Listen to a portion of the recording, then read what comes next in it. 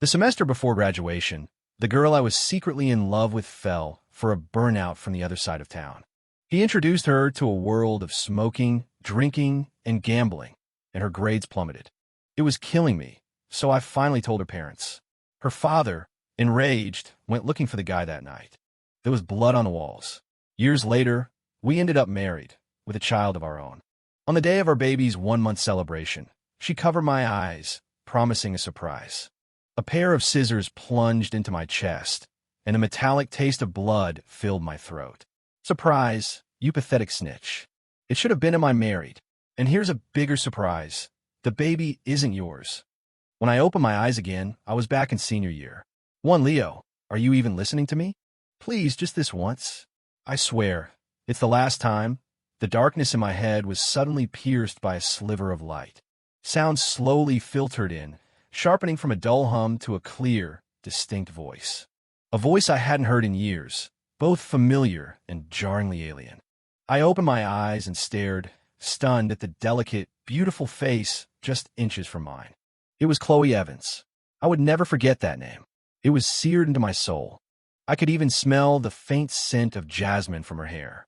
In that moment, I knew I had been reborn. It was the day before she started dating him. Hey, did you space out on me?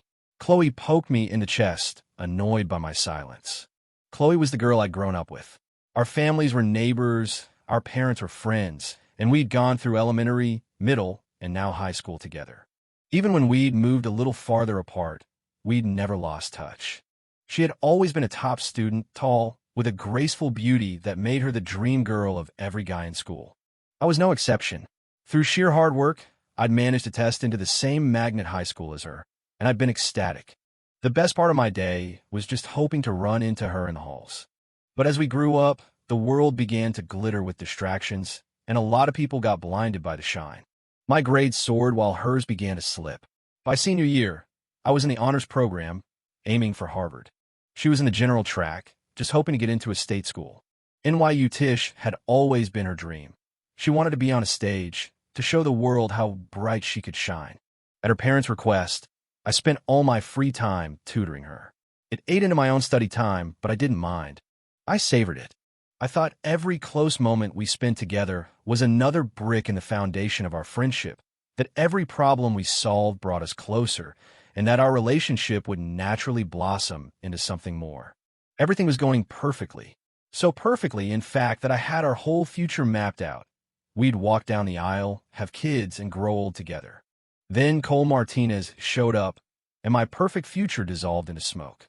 Cole had dropped out of school in the 8th grade. No one knew how he was allowed to just hang around campus, acting like he owned the place. But you had to admit, he lived up to his reputation. He was like a star, bright and impossible to ignore. He had movie star looks, a tall, muscular build that made my arms look like twigs.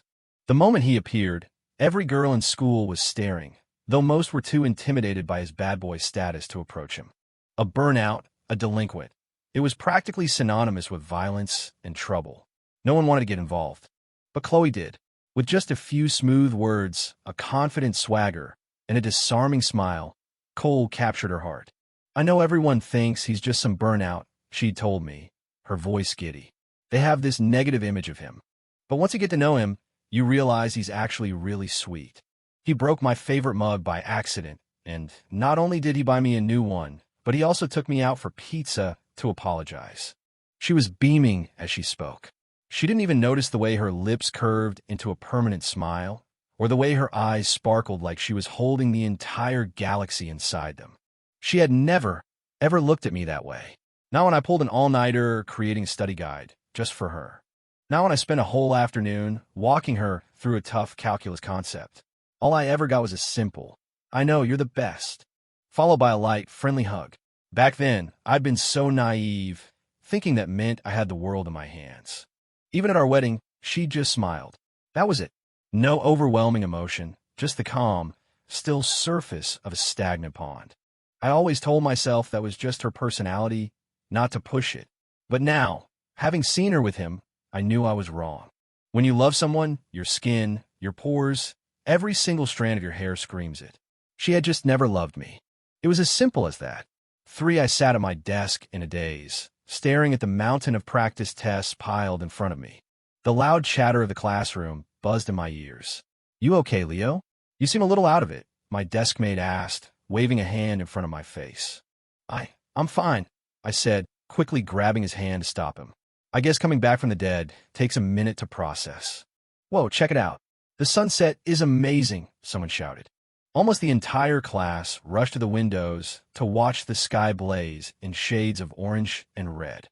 The warm light fell across my face, and it felt like an answer. My own lips pulled into a wide, bright smile. I was reborn. This time, I would have no regrets. For when I saw her next, a tall figure was standing beside her. So it was happening. Chloe and Cole were getting together. The script was playing out exactly as it had before. "Seriously, Leo, I'm begging you. This is the absolute last time, I promise. If my parents ask, just tell them you were tutoring me, okay?" Chloe said, already turning to leave. She just assumed I'd agree. I don't know when it started, but at some point, yes became my only answer to her. No matter how ridiculous the request, I'd bend over backward to make it happen. She got in trouble. I took the blame. She got yelled at. I comforted her. I was her shadow, a puppet on her string. If she told me to go east, I would never dare to go west. My constant compliance had conditioned her to believe my agreement was a given. "Can you? What's wrong with you? Say something." Seeing me hesitate, Chloe walked back, her cool fingers twisting the hem of my shirt. She had always been an expert at getting her way. Chloe was well known at school. The number of guys who wrote her love letters could have formed a line out the school gates. With her stunning looks and killer figure, she was the quintessential dream girl. A few students walking by glanced over, their eyes glued on Chloe. Cole stood with his arms crossed, looking down at me with an expression of pure disdain that made my skin crawl. "Who's that guy? Why is he always hanging around our school? Some burnout from off campus. But damn, he's hot." The three of them together. Leo just looked so out of place. Hearing the whispers, Cole seemed to puff up with pride. He tapped his foot impatiently. "You gonna say yes or no? It's not a life or death decision." I stayed silent for a long moment. They were right. In every superficial way, I couldn't compete with Cole. In the court of public opinion, I had already lost. A girl that beautiful belonged with a guy that tall and handsome. In my past life, I would have been humiliated and angry, and I would have refused her flatly. But now, "It's your call," I said, my voice completely flat. I didn't agree, but I didn't refuse either. I put the decision back on her. If her mom asked, I could honestly say I hadn't made any choices for her. It had nothing to do with me. Thank you, Leo. I could kiss you." Chloe cheered, throwing her arms around me in a quick hug. Before, a hug like that would have sent me over the moon for weeks. But now, I was just kind of hungry. Cole shot me a contemptuous look, then draped an arm over her shoulder, a clear sign of ownership. They walked away, laughing and shoving each other playfully. I turned and walked in the opposite direction, leaving a trail of disappointed sighs from the onlookers. Disappointed? Not me, because I finally knew who she really was. Five got together. She told me herself, of course. "Hey, Leo, guess what? I've got great news. We're officially a thing." "Who's we?" Don't play dumb." "Who else?"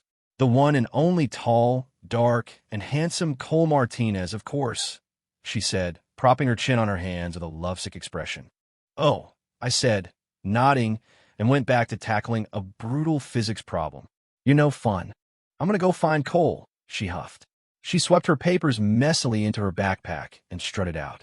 The pen in my hand paused for a fraction of a second, but I didn't say a word. In my last life, her grades were already slipping, but after she started ditching class to hang out with him, they went into a free fall. The truth always comes out, and when her mom pressed me, I told her everything. Her father was a boxing coach, a mountain of a man. When he heard, he exploded. He hunted Cole down that very night and beat him so badly Cole was left coughing up blood on the floor. After that day, Cole started showing up at school just to find me. My desk would be covered in messages written in red marker.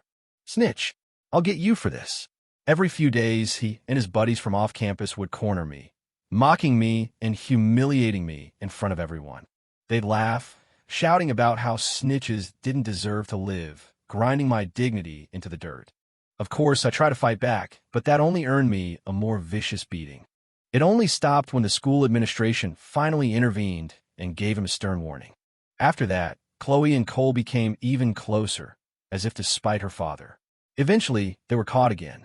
Her father stood in the doorway of a motel room, his eyes bloodshot. Rage made him lose his mind. He lunged into the room and killed Cole with a pair of scissors. Amid Chloe's piercing screams, her father was arrested and sent to prison. Her mother fell into a deep depression, drinking herself into oblivion, completely abandoning her life and her daughter. A happy family shattered in an instant. Eventually, Chloe came back to me. Everything seemed to go back to the way it was. Nothing had changed until our child was 1 month old. She smiled at me, her eyes dancing with excitement, and said she had a surprise for me. I closed my eyes, filled with joy. But what met me was a sharp pair of scissors and her ice-cold words. "Surprise, you pathetic snitch. It should have been him I married.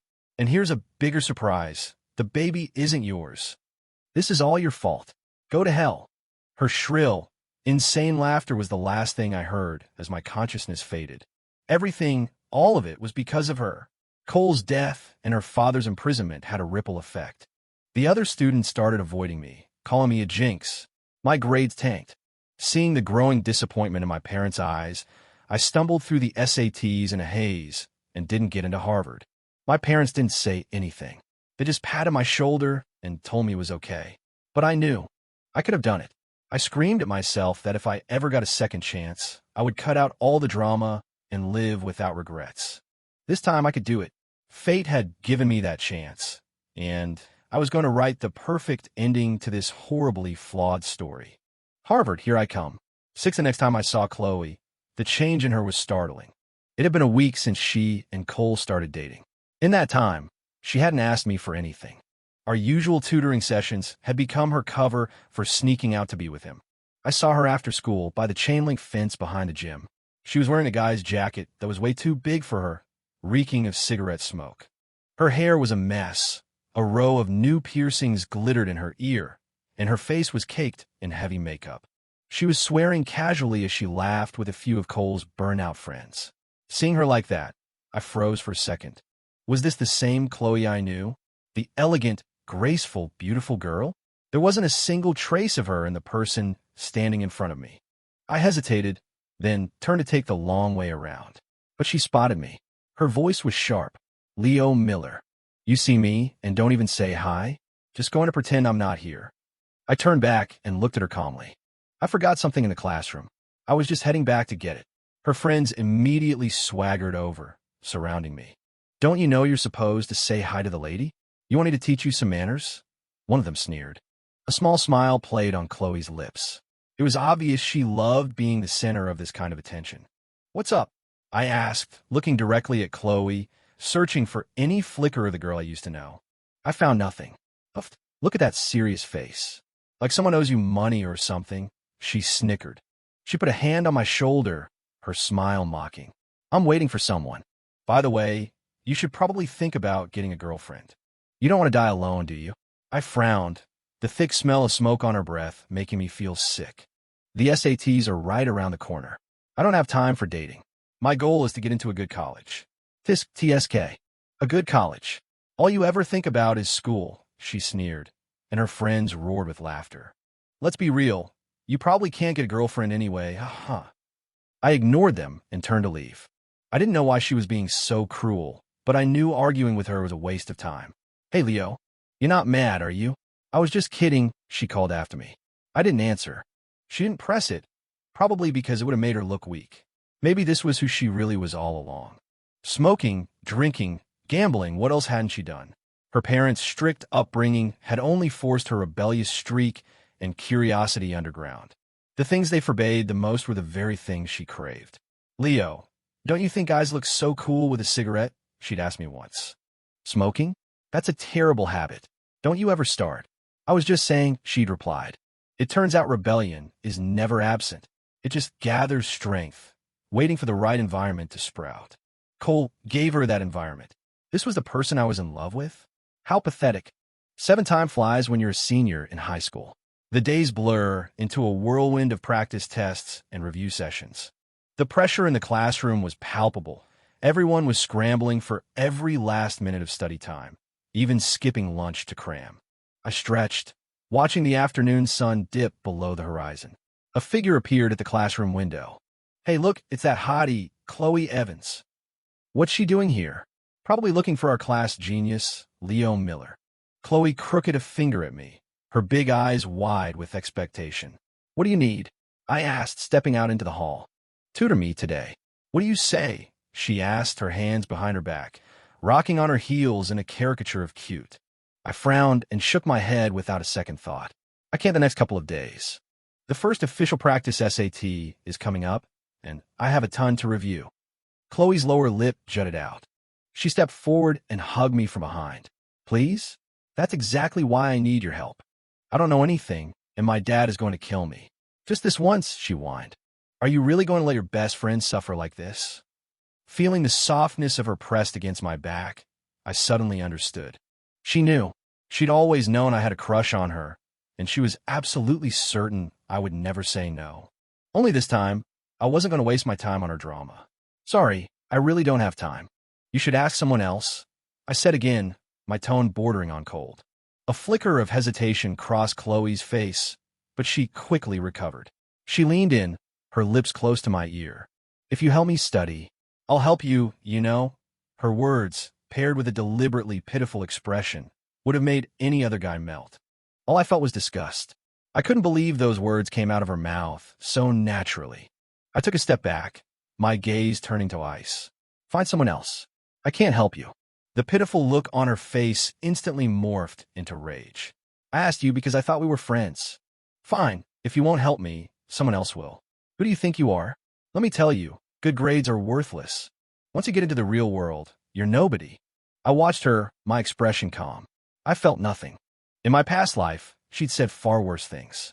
Seeing my lack of reaction was like punching a pillow. Her face darkened. "I guess I was wrong about you, Leo. You're ruthless." She spun on her heel and stormed off. Before leaving, she glared back at the other students in the hall. "What are you looking at? Never seen a fight before." I walked calmly back to my desk, picked up my pen, and immediately dove back into the world of equations and theories. My heart had died for her the moment she killed me. No weapon on earth could hurt me now. That night, I ran into Chloe again. Or more accurately, she cornered me. "Open your eyes and take a good look. There's nothing Chloe Evans wants that she can't get." She was sitting on the back of a motorcycle. She pulled a notebook out from behind her and threw it at my feet. Cole, a smirk on his face, said, "Hey, nerd, pick up my girl's notebook for her." I gave him a bored glance and muttered, "Pathetic." "What did you say, you little punk?" Cole snarled, his face contorting with rage. He jumped off the bike, grabbed me by the collar, and threatened to make me pay if I didn't pick it up. I understood then. He was here to get revenge for Chloe, to defend her bruised ego. I wasn't going to give her the satisfaction. I may have been skinny, but I wasn't a coward who'd let himself be pushed around. I grabbed a loose rock from the ground and hurled it at him. It hit Cole square in the shoulder, and he yelped in pain. That set him off. He swung a leg around and kicked me hard. He was a big guy and knew how to fight. The blow sent me doubling over, my stomach twisting into a knot. "What the hell is wrong with you? Why'd you hit him? You gonna pay the hospital bills if you break something?" Chloe yelled. She shoved Cole away and knelt beside me, her voice suddenly soft. "Are you okay? Does it hurt?" I shook my head and slowly stood up. Chloe tried to help me walk home, but I shrugged her hand off and left on my own. She wasn't worried about me. She was just scared I'd tell on her and ruin her fun. He kicked me once. I hit him once. As far as I was concerned, we were even. 9 the results for the first practice SAT came out, confirming that my hard work was paying off. I stretched and walked out of the classroom, planning to treat myself to a good meal. As I reached the bottom of the stairs, a classmate clapped me on the back. "Hey, did you hear? Your girl, Chloe Evans? She got caught cheating. Rumor is she might get expelled." I blinked. I hadn't heard. "And she's not my girl. We're just friends." He laughed, giving me an "I get it" look. I didn't bother explaining further. So, the borrowed notebook had just been for show. Cheating was the real shortcut. Chloe getting caught by the dean of students was a huge deal. Her score was automatically a 0, and she was hauled into the administrative office. In the end, she wasn't expelled, but she was suspended and sent home to reflect. Her parents were furious, but she was their only daughter. They couldn't bring themselves to be too harsh, so they just grounded her. But how could two parents who worked all day possibly keep her locked up? After that, I started hearing the roar of a motorcycle engine from the street outside the school almost every day. The noise was loud and obnoxious. I had a pretty good guess who was riding it. You'll never guess what I've been doing. Partying at clubs all day. Rich guys buy me and cold drinks. Jealous? She asked me one day, her head bobbing with a hint of pride, though her face was pale and she looked exhausted. Yeah, I bet they're so poor all they have is money, I replied. I nodded. You should take care of yourself. Being young doesn't mean you're invincible. Her expression suddenly turned flirtatious. Her gaze was intense. Are you worried about me? You're overthinking it. Just friendly advice, I said with a small smile, ending the conversation and leaving her to stare at my back. I could tell something was wrong with her, but I couldn't put my finger on it. A few days later, I understood why she looked so unwell. She was an addict. I felt that familiar sense of fate spiraling out of control, like a car with a broken steering wheel careening towards an unknown destination. Chloe suddenly grabbed my arm and pulled me into an empty conference room. Leo, you're the only person I'm telling this to because you're my best friend. Can you lend me some money? I'll pay you back in a few days. She was sobbing, crouched on the floor, looking completely broken and vulnerable. Of course, she only ever thought of me when she was in trouble. But I was no longer the boy who would carry her burdens. I don't have any money. The best thing you could do is tell your parents and stop this. If you can't do it, I can tell them for you. I was just stating a fact, but her reaction was explosive. She started screaming hysterically that her parents would kill her. I shook my head. I couldn't help her. This was a swamp. Every step forward meant losing the path back until you were sunk completely. Enough. I see you for who you are now. You wouldn't help me study, and now you won't lend me money. You're supposed to like me, right? Is this how you show it? She knew all along, and now she was using it as a bargaining chip, laying it bare to blackmail me. This has nothing to do with whether I like you or not. Giving you money would be hurting you, not helping you. You need to tell your parents. Chloe stared at me, her eyes filled with bitter disappointment. Leo Miller, you are so heartless. I hate you. She slammed the door on her way out, the sound echoing down the empty hallway. I watched her go, without a single word of protest or comfort. She had rejected my advice. I had no obligation to help her. You walk your own path. She was an adult now, or close enough. It was time for her to face the consequences of her own actions. 10 to practice SAT scores were released. My strategy was working. Sticking to my path was yielding results. The afternoon the scores were posted, I was at my desk working on a problem set when a commotion erupted at the front of the classroom. In an instant, everyone mobbed the bulletin board where the list was posted. That had to be it. The scores were out. Don't push, let me see. Can you check my score for me? Hey, who shoved me? Stop. It was too crowded. I decided to wait. There was no point in fighting my way through. Holy crap, Leo's number 1 again. How is he so smart?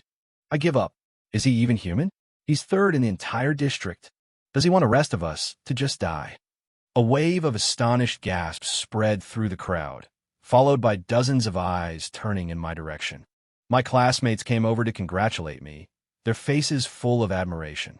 You've always wanted to go to Harvard, right? I think you have a real shot. Leo, if you get into Harvard, you have to buy us all dinner. I just smiled and said it was a fluke, but only I knew if that was true. In my previous life, the best I had ever done was 10th in the district. This was beyond my wildest expectations. Talent is the best gear for the road to success, but hard work is the footprint you leave with every step. Hard work. That was my greatest talent.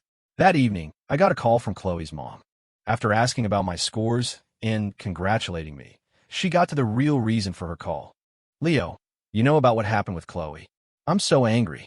That child won't study, and now she's cheating on tests. She's just embarrassing me. Could you please find some time to help her out? I'm begging you, please. I almost laughed.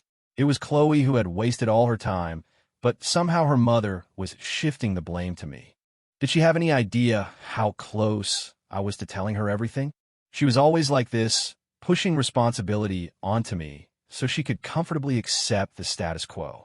Mrs. Evans, I've done everything I promised to do to help tutor Chloe. I think this might be due to some personal issues she's having. I suggest you pay closer attention to her, I said. I didn't spell it out, but I gave her a hint. I didn't want to get any more involved than that. I had already played the role of the thankless hero in my past life. It got me nowhere but a world of pain. This time, I was going to watch her self-destruct.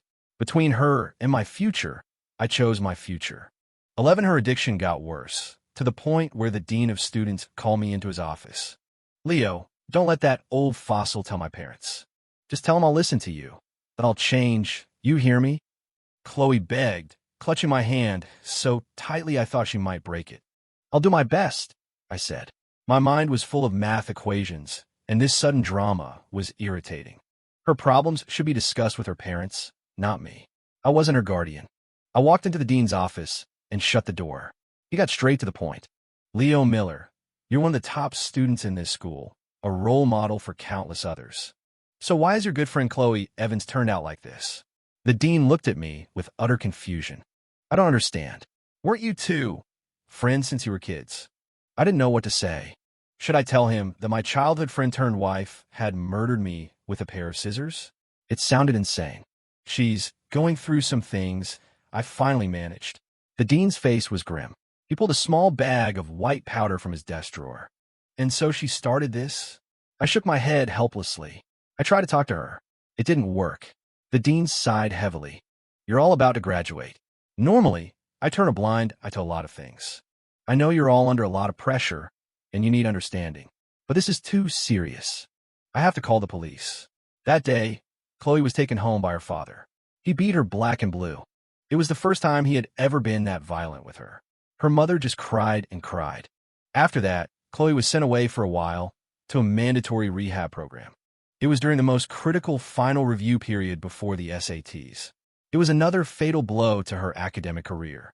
12 during that time, the cicadas buzzed and the world outside bloomed with spring. The second round of practice SATs came and went. I was confident. Harvard felt within my grasp. My scores were excellent. I was still third in the district and first in my class. There wasn't much room for improvement, but as long as I held steady, no one could take my spot. I became the go-to person in my class. Students would come to me during breaks with questions about difficult problems, confusing concepts, and things they couldn't wrap their heads around. Here, this is for you, a sweet-looking girl said, placing a bottle of iced tea on my desk. For me? I asked, surprised. Her name was Emily Shaw. She was one of the few girls in our class who was both beautiful and a top student. We had barely ever spoken. She smiled brightly. Of course. Our resident genius is so busy, but you still make time to help me with my homework. I had to thank you properly. I smiled back. Thanks, Emily. It struck me then that I had never received a single sincere thank you from Chloe. Everything I did for her, she took for granted. Because I liked her, I was just expected to give, and she accepted it all without a second thought. From that day on, I started actively helping my classmates. In our discussions, I not only made new friends and improved my relationships, but we also created sparks of knowledge, brilliant and dazzling. Everyone thinks differently, and seeing their approaches to problems broadened my own perspective. It turned out that helping others could bring its own kind of happiness. 13, if I hadn't seen it with my own eyes, I never would have believed Chloe would get into a fist fight. Her eyes were wild with excitement and a strange curiosity. After being forced into rehab, she hadn't gotten better. She'd gotten worse. After school, I was walking home alone as usual when the sound of shouting and fighting erupted from a dimly lit alleyway, shattering the evening quiet. I wasn't going to get involved, but then I heard a familiar voice scream, and I froze. Go to hell. That voice. Chloe? She was fighting? My eyes widened. She wasn't just spiraling. She was in a nosedive. It was almost funny. I didn't leave. I leaned against a lamppost and decided to enjoy the evening air. A few minutes later, two guys stumbled out of the alley, covered in blood. One was clutching his head, the other his arm. Bunch of cowards. Come back if you got the guts. I'll kill you next time. Chloe and Cole came running out after them, shouting. Cole noticed me standing there, and a cruel smirk spread across his face. Well, if it isn't our valedictorian. What, you want to join in on the fun? Chloe frowned. I actually wanted to ask you something. Why did you let the dean tell my parents and call the cops? Couldn't you have just talked to him?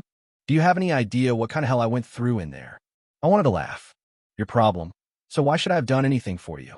I looked at her torn, filthy clothes, the dried blood at the corner of her mouth. Your parents sent you to school to learn, and you're out here brawling in alleys? Her face soured. You don't get to tell me what to do. I held out my hands. See? You said it yourself. It's none of my business. Chloe gritted her teeth, a flicker of pure rage in her eyes. I'm asking you a question. Just answer it. Cole put a hand on my shoulder and squeezed hard. My girl asks you something, you answer. She doesn't, you shut your mouth. I gave him a cold look. Her dad's a boxing coach. If he found out about you, what do you think would happen? Cole grinned. You really think I'm scared of you? Threatening me? You must have a death wish. Try me, I said, staring him down without flinching. You little bastard. Cole lost it and threw a punch at my stomach.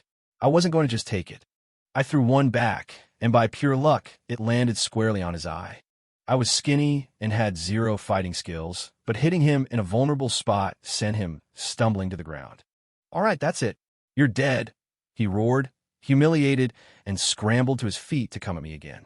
Enough. Both of you, stop it. Chloe yelled, pulling Cole back. Shut up, and let's go home. Cole shot me a furious glare, but actually backed down. He was just looking for a way out anyway, scared that I actually would tell her parents. A snitch might be pathetic, but snitching was effective. Leo Miller, if you tell my parents, you're dead, Chloe said, pointing a finger in my face before she and Cole hurried away. 14 after that night, Chloe started going out of her way to cause trouble for me. Your social skills are so bad. How are you going to survive in the real world? She said, leaning against the railing, expertly puffing on a cigarette. The smoke billowed from her nostrils, and the acrid smell made me sick. I frowned and took a step back. Smoking isn't allowed on campus. If you get caught again, you'll be suspended for the rest of the year. Chloe just laughed. So what? My man and I have a plan. We're going to start our own business after this. It's a big world out there. We'll find our place. Oh, maybe, I said, not bothering to argue. In gym class, I chose badminton. I was partnered with Emily Shaw, the sweet girl from my class. She wasn't very tall or conventionally beautiful, and she was quiet, but she was kind and incredibly smart. Smack! I hit the shuttlecock with all my strength. Emily missed, and it landed on the court. A hand reached down and picked it up. Chloe, I said, surprised. What are you doing here? A single phrase popped into my head. Bad Penny. She was always turning up. For the last few days, she'd been constantly bothering me, and I didn't know why. Our gym classes weren't at the same time, which meant she was skipping again. Don't worry about me. More importantly, is this your new girlfriend? She's not much to look at, Chloe said, tossing the shuttlecock in the air while chewing gum like a classic delinquent. Emily looked scared. Maybe I'll come back later. I waved her off and pulled Chloe aside, my voice cold.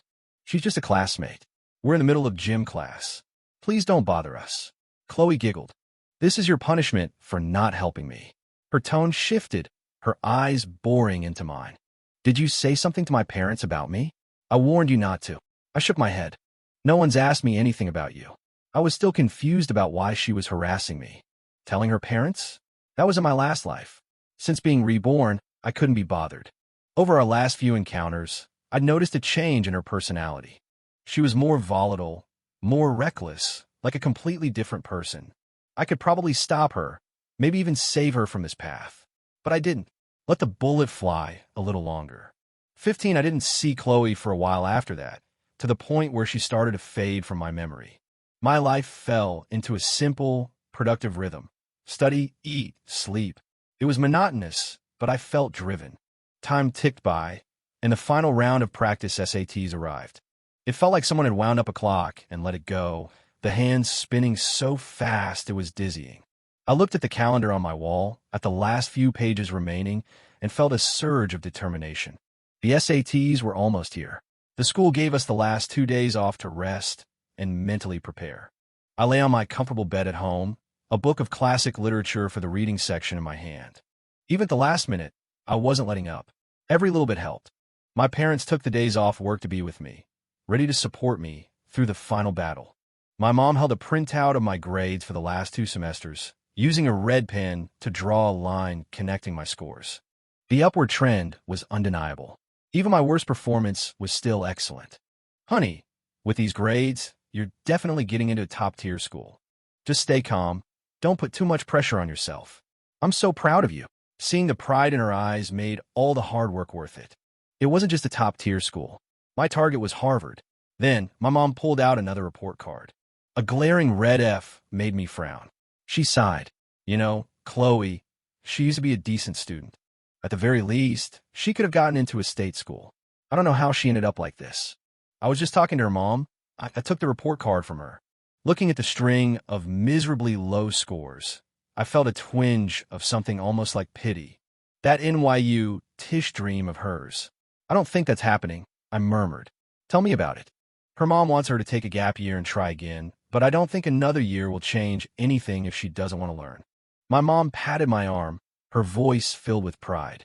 Thank goodness my son didn't follow her down that path. That would have ruined your life. She was right. Being like her would have ruined my life. How did such a bright girl end up like this? 16, I thought her situation was bad, but the reality was far worse than I could have imagined. The day before the SATs, she rang my doorbell. My parents weren't home. We sat in the living room, and I waited for her to tell me what she wanted. I knew she only came to me when she was in trouble. It was true in our last life, and it was true now. Chloe stared into the cup of hot water I'd given her, watching the steam rise and disappear. Then, she started to cry. Loud, ugly sobs. I'm so sorry, Leo. I shouldn't have treated you like that. It was all my fault. Please, can you forgive me? You're my only true friend. Of course, I forgave her. How else could I watch her complete her fall from grace? I quickly offered some comforting words. I knew it. You're the best, Leo. You're the closest person to me in the world, besides my parents. I was certain she didn't believe a word of what she was saying. She conveniently forgot all the ways she'd tormented me. After a few more minutes of my half-hearted consoling, she finally told me the truth. I'm pregnant. What do I do? My mind went blank. The brain that could effortlessly solve the most complex problems just stopped working. My first instinct was a perverse sense of satisfaction. Watching her sink lower and lower. To this point, was this what she wanted? In our past life, she resented me for trying to stop her. She even killed me for it. And the child wasn't even mine. This time, I didn't interfere. She got what she wanted. But looking at her now, I didn't see an ounce of joy on her face. You should tell your parents. Get this taken care of as soon as possible. The SATs are tomorrow.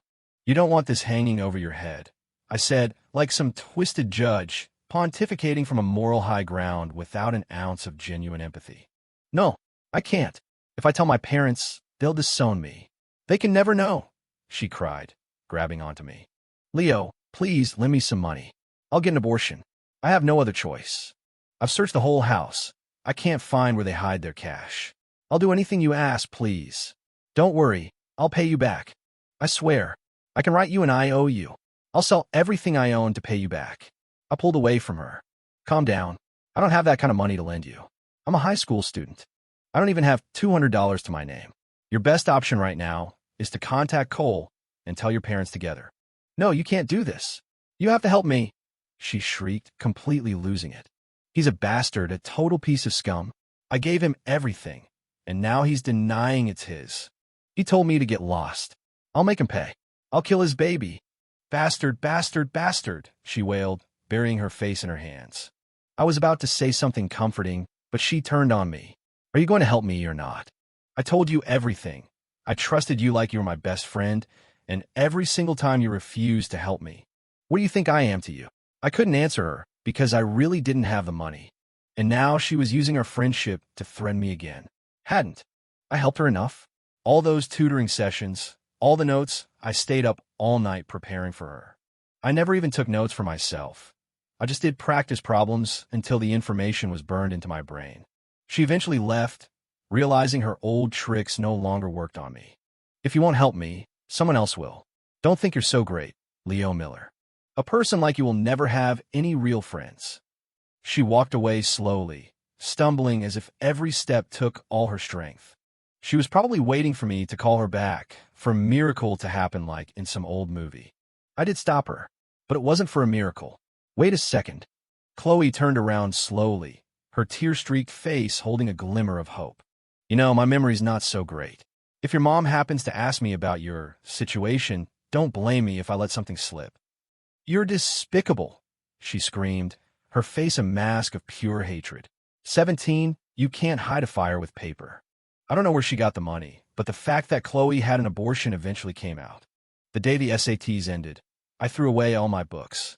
A huge weight lifted off my shoulders. I was free. I had filled in every bubble on the test.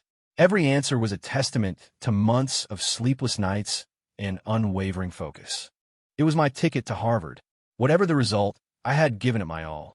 No regrets. On my way home, I saw a police car parked near our apartment building, right in front of Chloe's house. I heard the rest of the story from my mom later. I'm not one for gossip. While everyone else was taking the SATs, Chloe had gone to a clinic for an abortion. The school, noticing her absence, called her parents to ask why she wasn't at the exam. When her mom found out the truth, her world collapsed. The news spread like wildfire. Chloe's dad went after Cole with a knife, but Cole was long gone. Luckily, the procedure was successful. Chloe spent a few days recovering in the hospital, but the damage, both physical and emotional, was irreversible. Son, you should go visit Chloe, my dad said. She was foolish, but you two grew up together. We should do the right thing. The rest is not our problem. I know, I said. I would have gone anyway. As a friend, it was the least I could do. The hospital was quiet. I found her room, the door ajar. She was lying in bed, staring blankly into the distance. I cleared my throat to announce my arrival. Get out. What are you doing here? Come to laugh at me. That was the first thing she said. I sat down in the chair next to her bed. I came to see you. This is a big deal. I had to come. Save your fake sympathy, she sneered. Has Cole been here? I asked. Her voice turned to ice. He's a coward. It's better that he didn't come. His son is gone from this world. I want him to regret it for the rest of his life. He wouldn't, I thought, but I didn't say it. What are you going to do now? The question seemed to stump her. She was silent for a long time. I waited patiently, peeling the mango I had brought for her and holding it out. She didn't take it, just kept staring at the wall. I smiled and placed the mango on a plate. Take care of yourself. Eat more fruit. You need the nutrients. I stood up to leave. Her voice came from behind me. I'm going to find him. I can't live without him. What was it about him that made her so willing to destroy herself? I just nodded. Good luck. 18, that was the last time I saw Chloe for a very long time. I heard her parents forced her to move to another city to start a new life. Cole was eventually caught by the police, hiding out in an abandoned church. He was found after passing out from hunger. He got what he deserved. The 3 months of summer were a glorious, carefree blur. No homework, no waking up early, no tests, and no social drama. On the day scores were released, my phone buzzed nonstop. The class group chat, silent for months, exploded with nervous energy. I sat at my computer, outwardly calm, but with a knot of anxiety tightening in my stomach. Finally, someone typed in the chat. Scores are up. My heart hammered against my ribs. Under my parents' watchful eyes, I quickly typed in my information and clicked the button. For a second, my breath caught in my throat. The page loaded with a string of text. It definitely wasn't my score. Server error. Geez, you scared me, my dad sighed, clutching his chest. My mom let out a nervous laugh, her fingers twisting together. My heart still pounding, I clicked refresh. This time it worked. Your score places you in the top 50 in the state. To ensure fairness, your exact score has been withheld and will be released after university admissions are finalized. There was no number, just that one sentence. A wave of relief washed over me, and I broke into a grin. Harvard. It was a done deal. My dad read the words out loud, one by one, then let out a whoop of joy and pulled my mom into a tearful hug. Son, we are so proud of you. I couldn't sleep that night. I realized that the moment I saw that result, my high school life was truly over. Memories flashed through my mind like a slideshow. Arriving at school at dawn without having eaten breakfast, studying late into the night, and staying up even later to make notes for her. Humans are sentimental creatures. Even though that period of my life was grueling, looking back, memory had already started to color it with a nostalgic glow. A few weeks later, my acceptance letter from Harvard arrived. Holding it in my hands, it felt impossibly heavy for a few sheets of paper. I traced the embossed seal, opened the crimson folder, and a beautifully designed certificate unfolded before me. This piece of paper represented so much of my life. 19, I thought I would never see her again. I never expected to run into her, years later, in a different city. Can we meet? My treat, she said over the phone. Her voice was still sweet, but it had a strained, subdued quality. I hesitated. What? You think I'm going to eat you? It's been so long. Don't you miss me? She prodded. Okay. When? If you can, how about now? I'll wait for you at the old spot. The old spot? We did have an old spot. A small, crumbling brick structure in a forgotten park that had been our secret fort as kids. We'd spent half our childhood there. Why would she bring that up now? I got dressed and walked over. I saw her from a distance. She was wearing a simple white dress with a floral print, her hair in a ponytail. The childish softness was gone, replaced by a weary maturity. She saw me, and a slow smile spread across her face. Looking at her, I had a strange sense of déjà vu. The wife from my past life and the woman in front of me seemed to merge into one. The same face, the same smile. Except this time, she was not my wife. She ran over and threw her arms around me. Long time no see. You haven't changed a bit. No, I thought. I've changed completely. We sat across from each other at a small Italian restaurant, the kind we used to walk past as kids, dreaming of the day we could afford to eat there. Remember this place? She said, rubbing her hands together with a spark of excitement in her eyes. We used to say the smell of the garlic bread alone was a meal. Now we can finally try it for real. Yeah, back then, all we could afford was a slice of pizza from the corner shop, and we'd brag about it to everyone, I said, picking up my fork. Wow, this is actually really good. We talked for a while, eventually landing on our current life. After we moved, my mom got me a job as a waitress. It doesn't pay much, but it's enough to get by the food I like. I meet all sorts of people. She smiled, but it didn't reach her eyes. If she could have gone to college, she wouldn't have chosen this life. I didn't say much, just listened as she recounted her experiences. These were things the Chloe of my past life had never gone through. Her eyes welled up with tears. She suddenly moved to my side of the table and hugged me again, sobbing. Leo, I was wrong. I was so wrong.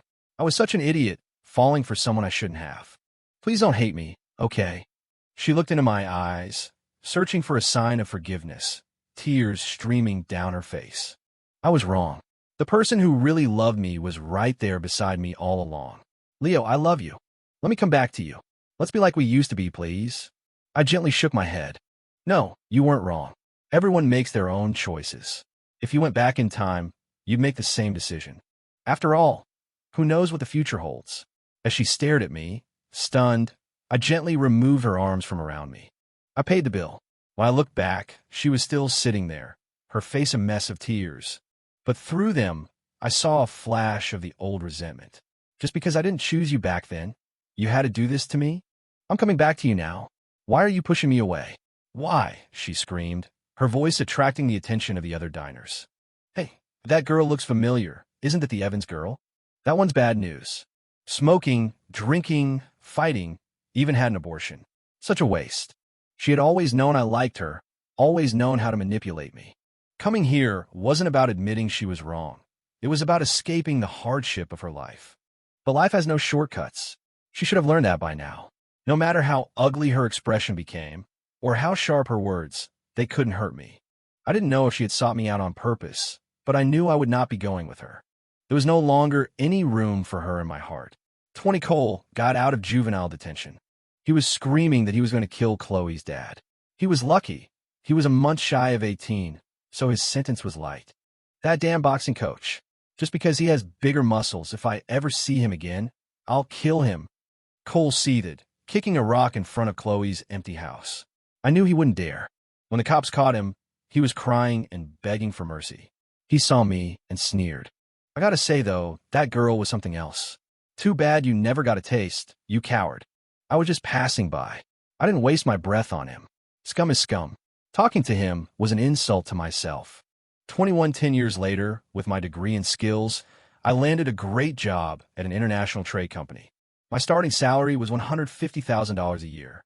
I married a wonderful, caring woman, and our life was happy and comfortable. In those 10 years, I never heard another word about Chloe. It was as if she had vanished from the earth. Sometimes, on quiet nights, I would look up at the stars and wonder, if I had made the same choices on the day I was reborn, where would I be now?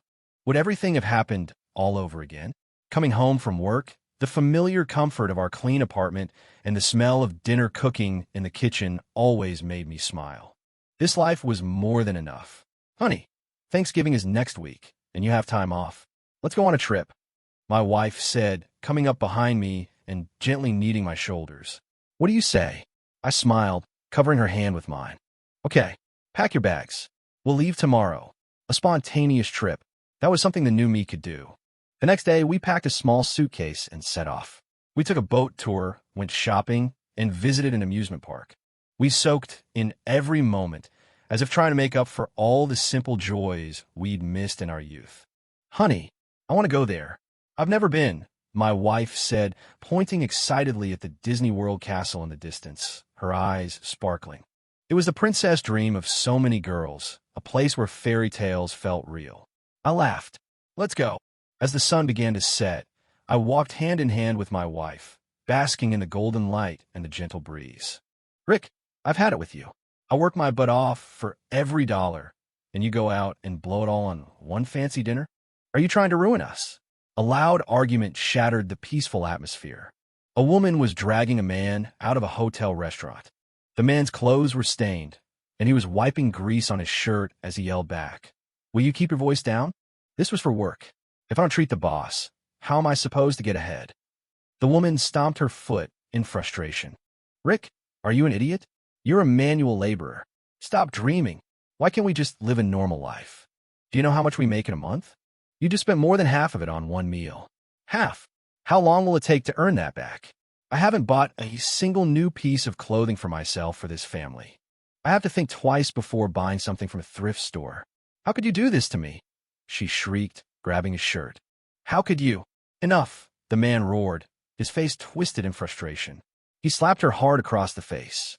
You stupid woman. All you know is how to nag. I don't need you telling me how to live my life.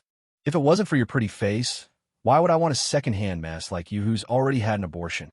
He turned and walked back into the hotel, his expression instantly changing to a subservient smile as he raised a glass to someone inside. The woman collapsed onto the sidewalk, a red handprint blooming on her cheek. She stared after her husband, then buried her face in her hands and sobbed. Passers-by gave her a wide berth, their faces filled with disgust. I stared at her back, and a strange sense of familiarity washed over me, unlocking a memory I had buried for years. Honey, what is it? Do you know her? My wife asked, surprised that I would have any connection to someone like that. I nodded.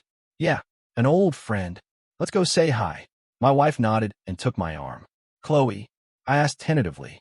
The woman's shoulders flinched. I knew it was her. Chloe turned around, her eyes widening in shock when she saw me. She quickly wiped away her tears and forced a smile. Now, what are you doing here? My wife and I are here on vacation for Thanksgiving, I replied calmly.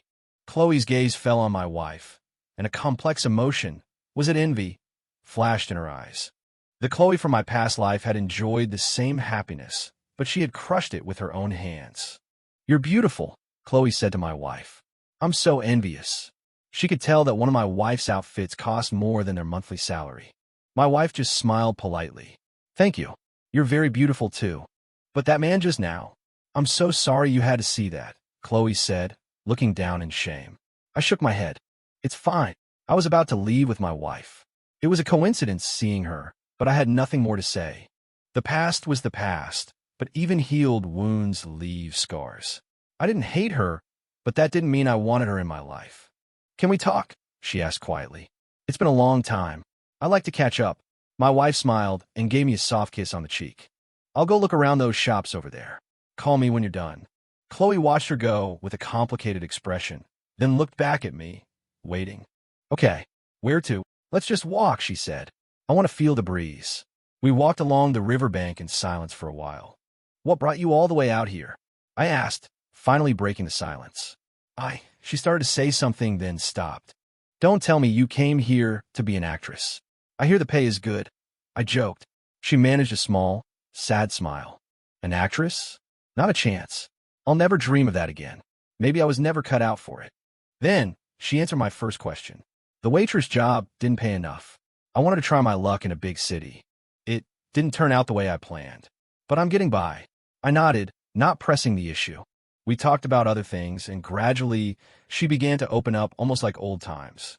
Remember when we were kids, by the river? You asked me how big the ocean was, and I told you it was just a little bigger than the river, I said. I was totally making that up. Chloe laughed. I knew that. And I told you I saw a real, live dinosaur at the zoo. I'd never even been to the zoo. I stuck my hands in my pockets, feeling a wave of nostalgia. You know, when your luck is good, everything just goes your way. Remember that time I found $10 on the ground and bought us all that junk food? That was the richest I'd ever been. Her eyes lit up. I remember that. But then I know. Your dad found out and thought you stole the money, and you got grounded. How did you know? Your crying was so loud I could hear it from my room. Ha ha, shut up. We sat by the river, watching the water flow by. Your wife, she's really wonderful, Chloe said quietly, looking down at her hands. Yeah, I know. We met in college. She's kind and smart, and she stuck with me through some tough times without a single complaint. That's why I knew she was the one. My words hung in the air. A bitter expression crossed Chloe's face. If only she hadn't been so stubborn back then. Maybe her life will be happy now, too. What do you do for work now? She asked. I'm in international trade. I make a few $100,000 a year. I travel a lot, but I always bring back little surprises for her. We're not rich, but we're comfortable. That's amazing, she whispered, the envy in her eyes impossible to hide. I had known since that day in high school that we were from different worlds. Whether she was doing well or not had nothing to do with me. Even if I found her begging on the street now, I wouldn't feel an ounce of pity for her. I used to dream about a wonderful life, she murmured, as if talking to herself. I thought the future would be so exciting. I had so much potential. But fate turned me into this. A wonderful life? This time, when faced with fate's decision, I hadn't intervened. I just watched a cold spectator and let nature take its course. Everything she had become was her own doing. Call me evil, call me despicable. I'm just a normal person with my own feelings and desires. I got my revenge. Seeing her like this was exactly what I had wanted to see. But the satisfaction was fleeting. Maybe I had moved on a long time ago. My past life was like a nightmare. Now I was awake. I had people I loved and who loved me, a comfortable life, and healthy parents. Our fates were like two intertwined threads. After twisting and turning around each other for so long, they had finally split, heading in opposite directions, growing further and further apart.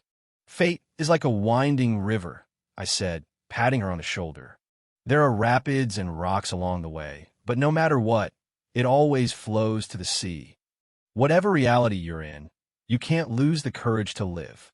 I turned and walked back the way I came. The wind brushed past my face, a fleeting touch before it continued on its journey. Now, thank you. I know I was wrong now. If there's a next life, I won't make the same mistake again. Chloe's voice called out from behind me, thick with tears. This time, I didn't turn back. I kept my eyes fixed on the horizon, where a sliver of light was breaking through, shining down on me. I was walking towards the light. A next life? I don't know if there will be one. All I know is that, no matter what, life goes on. 22, my career continued to flourish. My salary grew from the low six figures to $500,000, then $800,000, and eventually over $1 million a year. I became the success story my parents told everyone about. My story became a local legend, a cautionary tale used by parents to educate their children. But that all came later. I moved in circles of successful people, but I never looked down on anyone. I was lucky. Fate gave me a second chance, and I used it to create a different life. I'm grateful I seized that opportunity. Where your heart is, your feet will follow. Life is a journey against the current, but you can cross it on a single read. And you, the one reading this, your life has just begun. There are so many choices ahead of you. Make each one without betraying your heart. If you work hard, miracles can happen. One sunny day in July, I received a letter from an unknown sender. The return name was strange, and there was no address. I have no idea how it was delivered. In this day and age, who even sends letters? The name on the envelope read, "The Swan Who Became an Ugly Duckling." What a weird name, I thought, amused. My days were filled with meetings and endless tasks. If it weren't for the bizarre name, I probably would have thrown it away. The envelope was thin. I opened it carefully. Inside was a single postcard. It was a picture of a clear blue sky over a riverbank. Two small children were sitting in a field of green grass. The little girl was holding a pinwheel. The vibrant blue and green blended together in a perfect, peaceful image. That was all. I placed the postcard on the windowsill. A ray of sunlight fell across it, and I could just make out a line of text that had been blacked out. I stared at it for a moment, then turned it over. A line of elegant, familiar handwriting was written on the back. To the memory of our carefree days.